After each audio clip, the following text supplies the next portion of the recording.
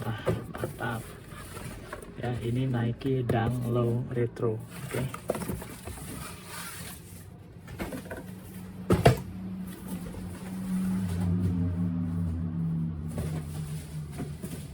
Sip banget guys. Langsung kita cek boxnya dulu ya. Ini boxnya masih oke nih, nggak ada yang penyok-penyok banget ya, mungkin di pojok-pojokan dikit doang, tapi ya untungnya boxnya masih keren banget. Ini masih top, Marco top ya guys ya, karena ini adalah seri Dunk.